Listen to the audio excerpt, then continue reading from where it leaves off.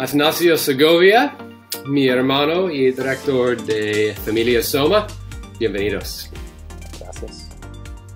Okay, in English. Atanasio, what does genuine community look like for you? So for me, I think of genuine community like a taco, right? There's different components. You can't have a taco without a tortilla. You can't have genuine community without the gospel of Jesus Christ, right? Like, that's essentially like the core piece. So genuine community is formed through the gospel. It's held together by the gospel. And another key component as well is that, and what that looks like, I would say practically, is people that have a lot of differences, in spite of those differences, still have community. So in my context, for example, the community that I belong to, the church that I belong to, the reality is that most of us would not be hanging out. There's different socioeconomic ladders, which is a challenge in Mexico.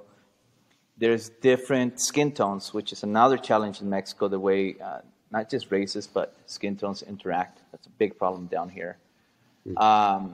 There's different ages, there's different things. So a genuine community looks like that in spite of all of these differences, people that would not be hanging out together, that would not be in the same place together, come together because of Jesus Christ.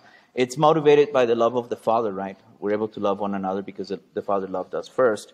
But I also think genuine community looks like something that was put together by the Holy Spirit. That can't really be explained. It's countercultural. It's different from what's normal. And I think it's also measurable. Genuine community is measurable.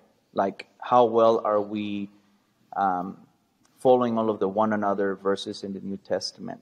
So there you go. That's the taco of genuine community. Very nice. Now, is it a Tex-Mex taco with a pound of cheese and a flour tortilla, or is it like a real taco? I would say a taco in our context, south of the border. No cheese. There you go. We have non-genuine community tacos in Texas, and you have the true genuine community. It's different ingredients, yeah. Yeah. On that, I mean, you lived in Bay Area, San Francisco area. You've lived in Mexico. Talk a little bit about the kind of the natural flow of familia in your current culture compared to what you've seen some in the States. There's a big difference. I would say in the United States, I almost feel like the church is trying to figure out or rediscover community, genuine community, for many reasons. But I think one of them in the States, from what I experienced was, and what I noticed was, it's a highly individualistic society, right? Like, so it's very structured, my life, my things, my time. So I think the challenge in the States was that it really felt like recreating something that was lost. But also kind of like, it's countercultural in the sense that you're asking someone to give up a huge value, which is their individualism. Not that it gets erased, but surrendered a lot. In Mexico, it's different. Down here, we're a collective society. So community and family, it's all baked in. As a Mexican, I don't see myself as an individual. I always see myself as part of a group, part of a family, part of a larger thing. So it's not so much what do I desire individually, but rather what's good for the group. So community is baked into the culture. However, I would say that it's shallow, first and foremost, right? It's like, yeah, let's have community, let's hang out, but don't go too deep into my life. That's one of the challenges. But redeemed community looks different, right? It's people opening themselves up, people sharing their life, people willing to do that. And there's an openness to have other people speak into their lives freely, which I didn't see that much in the United States. It felt a lot more like it required more work. So there's difference, right? One, recreate; the other one, I would say, reshape. Yeah, yeah.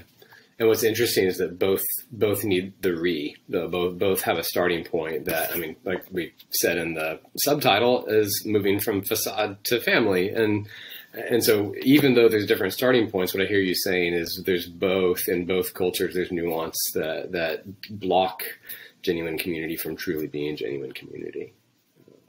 Yep. So you listed some of the harder parts. What are some of the most beautiful things, or your favorite things, when a community can break through those things and become real? It sounds weird, but I say this half jokingly, but the gospel works.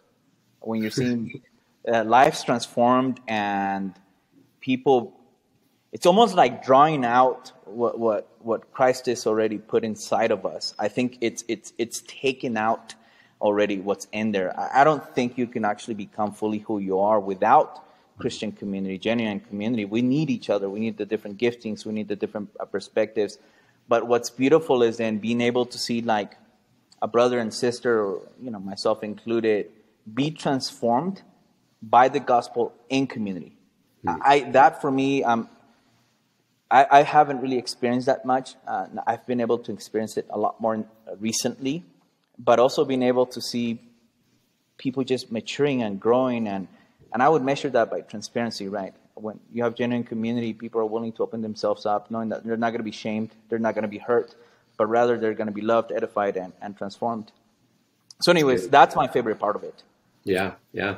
And what is your hope? Kind of a quick final question. What's your hope as we come out of a year of isolation? I know it looks different in Mexico than it does in Texas, than where other people are watching from. But what's your hope as it relates to community for your own church, for the global church, for Familia Soma?